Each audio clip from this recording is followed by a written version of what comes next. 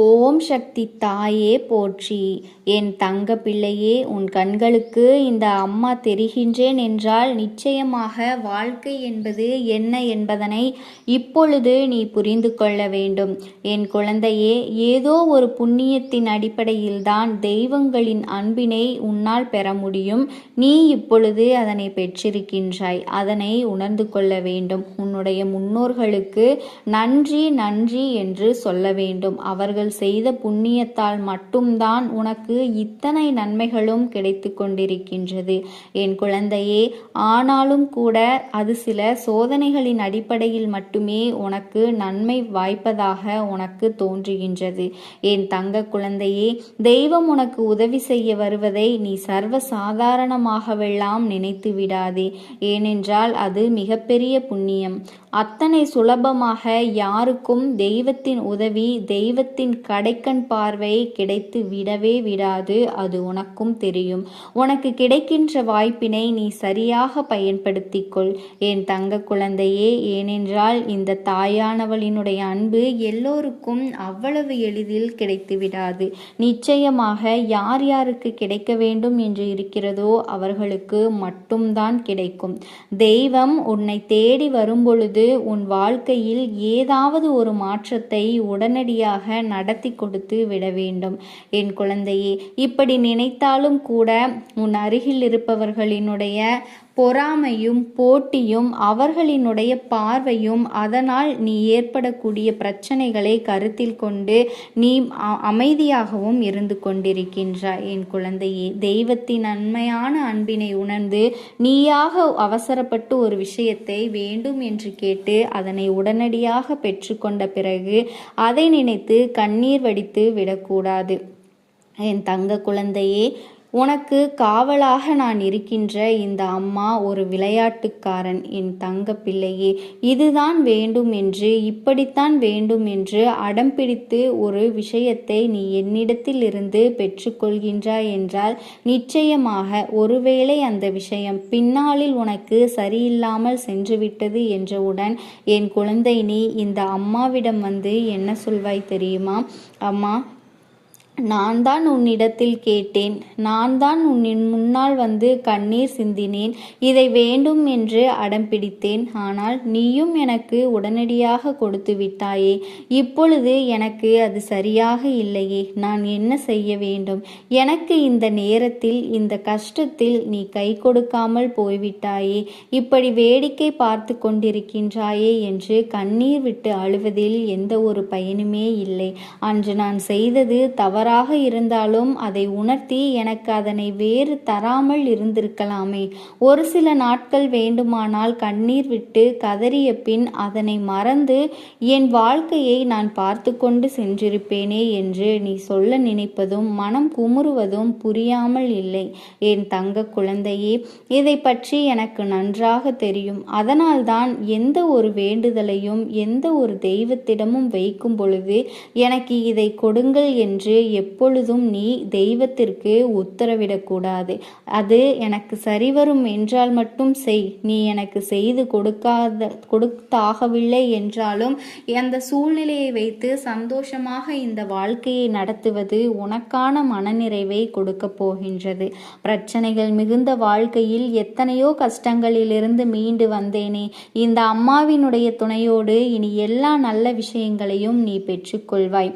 இத்தனை காலமும் எதனால் உனக்கு ஒரு விஷயம் கிடைக்காமல் போனதும் அதை நினைத்து நீ வருந்தாதே என் தங்க குழந்தையே. காரணம் எதுவும் இல்லாமல் வாழ்க்கையில் எதுவும் நடக்கவில்லை என்பதை உணர்ந்து கொண்டு என் பிள்ளை, இனி நடக்க இருக்கின்ற நல்ல விஷயங்களை, சந்தோஷமான விஷயங்களை நீ வரவேற்பதற்கு தயாராக இரு என் தங்கமே.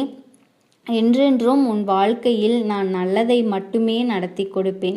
எந்த நேரத்தில் எல்லாம் என் குழந்தை நீ இந்த அம்மாவினை தேடி வந்திருக்கின்றாய் என்று சற்று நீ சிந்தித்து பார்க்க வேண்டும். இக்கட்டான நேரத்தில் மட்டுமே நீ என்னை வந்து பார்க்கின்றாய் என் குழந்தையே. நீ மட்டும் உன் வாழ்க்கையில் இழந்தது எல்லாம் என் மூலமாக திரும்ப கிடைத்து கொண்டுதான் இருக்கின்றது. ஏதாவது ஒரு வழியில் உனக்கு இந்த தாயானவள் உதவிகளை செய்து கொண்டுதான் இருக்கின்றேன் என் செல்ல குழந்தையே, உனக்கு நான் காவலாக நின்று உன் பிரச்சனைகளினால் ஏற்படக்கூடிய அத்தனை ஆபத்துகளிலிருந்தும் உன்னை காத்து கொண்டுதான் வருகின்றேன் என்பதனை நீ ஒரு நாளும் மறந்துவிடக்கூடாது. இனிமேலும் உன் வாழ்க்கை முழுவதும் உனக்கு நான் தர நினைக்கின்ற மகிழ்ச்சியை எல்லாம் நீ தவற விட்டு விடாதே. உனக்கு வரும் சோதனைகள் எல்லாம் என்னுடையதுதான். உன் குடும்பத்தில் சிலர் செய்யும் தவறுகளை மன்னித்து இந்த வாழ்க்கையை உனக்கானதாக மாற்ற வேண்டும். வாழ்க்கையில் கஷ்டங்கள் வரத்தான் செய்யும், அதை இல்லை என்று ஒரு நாளுமே நான் மறுக்கவில்லை.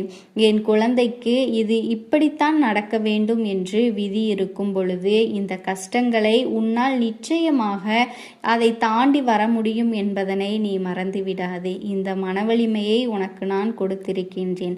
சில நேரங்களில் அதை மறந்து எவ்வளவு கஷ்டங்கள் என்று உன்னால் அதனை சொல்லிவிடவும் முடியாது. வாய்விட்டு சொல்ல முடியாத அளவிற்கு தான் நான் உனக்கு பிரச்சனைகள் இருந்திருக்கின்றது. ஏனென்றால் என் குழந்தையே, நிச்சயமாக இனிமேல் உன் வாழ்க்கையில் நடக்கின்ற எல்லா நல்ல விஷயங்களையும் நீ தெளிவாக பெற்றுக்கொள்ள வேண்டும். உன் கண்களுக்கு இந்த அம்மா தெரிகின்றேன் என்றால் நிச்சயமாக வாழ்க்கை என்பது என்ன என்பதனை நீ புரிந்து கொள்வாய். கடவுளின் கண் பார்வையினால் என்ன கிடைக்கும், என்ன கிடைக்கப் போகின்றது என்பதனையும் நீ புரிந்து கொள்ள வேண்டும். என் குழந்தையே, ஏதோ ஒரு வகையில் தெய்வங்களின் அன்பினை உன் முன்னோர் செய்த புண்ணியங்களினால் நீ பெற்று கொண்டிருக்கின்றாய். அதனால் உன்னிடம் உள்ள சில குணங்கள் உன்னிடம் உள்ள தெய்வத்திற்கும் பிடித்திருக்கின்றது. உன்னுடைய குணம். என் செல்ல பிள்ளையே, அம்மா நீ என் செல்ல பிள்ளை, தெய்வம் உனக்கு உதவி செய்ய வருவதை நீ சர்வ சாதாரணமாகவெல்லாம் நினைத்து விடாதே. எப்பொழுதுமே நம்பிக்கையோடு இரு. அத்தனை சுலபமாக யாருக்கும் தெய்வத்தின் உதவி கிடைத்து விடாது. உனக்கு கிடைக்கின்ற வாய்ப்பினை நீ சரியாக பயன்படுத்திக்கொள். என் தங்க குழந்தையே, தெய்வம் உன்னை தேடி வரும் பொழுது உன் வாழ்க்கையில் ஏதாவது ஒரு மாற்றத்தை உடனடியாக நடத்தி கொடுத்து விட வேண்டும் என்று நினைக்கிறது என் பிள்ளையே. ஆனாலும் உனக்கு அருகில் இருப்பவர்களின் பொறாமையும் பார்வையும் போட்டியும் அதனால் ஏற்படக்கூடிய பிரச்சனைகளை கருத்தில் கொண்டு அமைதியோடு இருந்து கொண்டிருக்கின்றது. தெய்வத்தின் உண்மையான அன்பினை உணர்ந்து நீயாக அவசரப்பட்டு ஒரு விஷயத்தை செய்கின்றாய் என்றால் அதனை வேண்டும் என்று உடனடியாக என் கைகளிலிருந்து பெற்றுக்கொண்ட பிறகு அதை நினைத்து கண்ணீர் வடித்து நீ கொண்டிருக்க கூடாது. என் தங்க குழந்தையே, எந்நாளுமே உனக்கு காவலாக மட்டுமே இருக்கின்ற இந்த அம்மா ஒரு விளையாட்டுக்காரி. என் குழந்தையே, இதுதான் வேண்டும் என்று இப்படித்தான் வேண்டும் என்றும் அடம் பிடித்து ஒரு விஷயத்தை நீ கேட்டாயானால் என்னிடத்திலிருந்து நீ பெற்றுக்கொள்கிறாய் என்றால் ஒருவேளை நீ கேட்ட அந்த ஒரு விஷயம் பின்னாளில் உனக்கு சரியில்லாமல் சென்றுவிட்டது என்றவுடன் என் குழந்தை, நீ இந்த அம்மாவிடம் வந்து என்ன சொல்வாய் தெரியுமா? என் குழந்தையே, நான் தான் உன்னிடத்தில் கேட்டேன் அம்மா, நான் தான் உன்னிடத்தில் கேட்டேன். உனக்கு முன்னால் கண்ணீர் சிந்தினேன் என்று நீ அதே விஷயத்தை என்னிடம் சொல்லக்கூடாது. என் பிள்ளையே, எல்லா விஷயங்களையும் எதிர்கொண்டு தோல்விகளை கடந்த பின் தான் வெற்றியை பெற முடியும் என்று நான் நினைக்கின்றேன். அதன்படிதான் உன் வாழ்க்கையில் எல்லா விஷயங்களையும் நான் உனக்கு நடத்தி கொண்டிருக்கின்றேன் என்பதனை நீ நடந்துவிடாதே. உன் வாழ்க்கையில் எல்லா விஷயங்களும் நடக்கும் என்பதனை புரிந்து கொள். நல்லதாக நடக்கும் என்பதனை புரிந்து கொள். வாழ்க்கையை பற்றிய தெளிவு உனக்கு நிச்சயமாக இருந்துவிட்டால் நடப்பது எதுவுமே உனக்கு கடினமாக தோன்றாது. என் குழந்தையே, இன்னமும் எத்தனை பிரச்சனைகள் வந்தாலுமே, எத்தனை சோதனைகள் வந்தாலுமே என்னால் சமாளிக்க முடியும் என்ற நம்பிக்கையோடு நீ நின்று கொண்டிருப்பாய். இதற்கு மேலும் இந்த வாழ்க்கை உன்னை காயப்படுத்த நினைத்தால் அது உன்னால் அன்றி வேறு யாராலும் கிடையாது என்பதனை நீ தெரிந்து கொள். உன்னுடைய துயரத்திற்கு நீயே காரணமாக இருக்கிறாய். உன் மனது கஷ்டத்தை ஏற்க தயாராகிவிட்டால் அது உன்னை எளிதாக வந்து சேர்ந்துவிடும். நல்லதை பற்றி நினைத்து கொண்டிருப்பாய், ஆனால் நிச்சயமாக என் குலத்திற்கு நல்லது மட்டுமே நிச்சயமாக நடக்கும். கஷ்டங்களை எண்ணி வேதனைப்படாமல் வருகின்ற சந்தோஷத்தை எண்ணிப்பார். ஏனென்றால் மகிழ்ச்சியோடு இனி நீ வாழப்போகின்றாய். என்றும் உனக்கானதை உன்னை தேடி வரச் செய்ய வேண்டியது இந்த தாயானவளினுடைய பொறுப்பாகும். அம்மா ஒரு நாளும் தன்னுடைய கடமையிலிருந்து விலகிவிட மாட்டேன் என்பதனை நீ மறந்து விடாதே. எந்த சூழ்நிலையும் உன்னை விட்டு தள்ளி நான் நிற்க மாட்டேன். இந்த வாழ்க்கையில் உனக்கு தர இருக்கின்ற பரிசை கொடுத்து உன்னை சந்திக்கும் நேரம் நான் காவலாக இருப்பேன். உன்னை விட்டு நான் நீங்க மாட்டேன் என்பதனை நீ மறந்து. ஓம் சக்தி தாயே போற்றி. என் அன்பு குழந்தையே, உன் வீட்டை தேடி அதிர்ஷ்டம் வர வைப்பதற்கு நீ பயன்படுத்த போகும் பொருள் பற்றி உனக்கு சொல்ல போகின்றேன். என் தங்க குழந்தையே, அது மட்டும் அல்லாமல் நமக்கு பண கஷ்டமும் மன கஷ்டமும் குடும்ப உறவுகள் சரியாக இல்லையே, யாரை நம்புவது என்று தெரியவில்லையே, யாரும் துணையில்லாமல் அனாதையாக நிற்கின்றோமே என்று என் குழந்தை நீ தவித்து கொண்டிருப்பது எனக்கு தெரிகிறது. நமக்கு உடம்பும் சுகமில்லையே என்று பெருங்கவலையும் மனதளவில் வந்து தவித்து போகின்றோம் அல்லவா? சிலருக்கு பணம் இருந்தும் நிம்மதி இல்லையே என்று நொறுங்கி போகின்றோம் அல்லவா? நமக்கே தெரியாமல் நம் வீட்டிற்குள் தீய சக்திகள் நுழைந்து நமக்கு எதிர்மறை எண்ணங்களை கொடுக்கின்றன அல்லவா? நமக்குள் இருக்கின்ற நேர்மறை சக்திகள், நேர்மறை சிந்தனைகளை எல்லாம் மழுங்கடிக்கும் வல்லமை தீய சக்திகளுக்கு உண்டு என்பதனை நீ தெரிந்து கொள்ள வேண்டும். இவற்றை எல்லாம் போக்கக்கூடிய நல்ல சக்தி ஒன்றை பற்றி உன்னிடம் நான் இன்று வாக்கு சொல்ல வந்திருக்கின்றேன். நான் சொல்லக்கூடிய பொருள் என்ன தெரியுமா? என் அன்பு குழந்தையே, சாதாரணமாக நம் வீட்டில் அனைவரும் பயன்படுத்தக்கூடிய மதிப்புமிக்க ஒரு பொருள்தான். அது என்னவென்றால், என் குழந்தையே, அலைகடலில் இருந்து மகாலட்சுமி தோன்றியதாக புராணங்கள் சொல்கின்றது. அத்தகைய கடலிலிருந்து எடுக்கப்படுகின்ற உப்பில்தான் மகாலட்சுமி வாசம் செய்து கொண்டிருக்கின்றாள். அத்தகைய தெய்வத்தன்மை கொண்ட உப்பை பற்றி தான் நான் உனக்கு சொல்ல போகின்றேன். என் தங்க குழந்தையே, ஒரு கைப்பிடி உப்பு இருந்தால் போதும், உன் உடம்பில் இருக்கக்கூடிய தீய சக்திகள், எதிர்மறையான ஆற்றல்கள் தலைத்தெறிக்க ஓடிவிடும் என்பதனை நீ புரிந்து கொள்ள வேண்டும். எதிர்மறை ஆற்றல்களை விரட்டியடிக்கக்கூடிய அளவிற்கு அதீத சக்தி இந்த உடம்பிற்கு உண்டு. ஒரு கைப்பிடி உப்பினை நீ வெளியில் சென்று விட்டு வீட்டுக்கு போவதற்கு முன்னால் ஒரு வாளியில் போட்டு அதில் வெதுவெதுப்பான தண்ணீரை ஊற்றி 5 நிமிடம் உன்னுடைய கால்களை வைத்திருந்தால் போதும். உன்னுடைய பாதம், கட்டை விரல் நகத்தின் வழியாக சென்ற கெட்ட விஷயங்கள் அத்தனையுமே உடனே வெளியேறிவிடும். இப்படி உப்பு நீரில் கால் வைத்திருந்தால் என் தங்க குழந்தையை, எதிர்மறை ஆற்றல்கள் அதன் சக்தியை பொறுக்க முடியாமல் நம் உடலை விட்டு வெளியே சென்றுவிடும். இதனால் நமக்கு வரக்கூடிய பிரச்சனைகள் வீட்டு வாசலிலேயே நின்றுவிடும். என் தங்க குழந்தையை, ஒரு கைப்பிடி அளவிற்கு உப்பை ஒரு டம்ளரில் போட்டு அதில் 3/4 பாகம் அளவிற்கு தண்ணீர் ஊற்றி வீட்டின் தென்மேற்கு மூலையில் வைக்க வேண்டும். இதை வீட்டில் மட்டுமல்லாமல் தொழில் செய்பவர்கள் கடைகளிலும் வைத்து கொள்ளலாம், அல்லது வியாபாரம் செய்யும் தலங்களில், தொழில் செய்யும் இடங்கள் எங்கு இருந்தாலுமே அங்கு வேண்டுமானால் நீங்கள் இதை வைத்து கொள்ளலாம். இப்படி செய்வதன் மூலமாக பணவரவு அதிகரிக்கும், செல்வ வளம் உண்டாகும், துஷ்ட சக்திகள் விலகும் என்பதனை நீ புரிந்து கொள்ள வேண்டும்.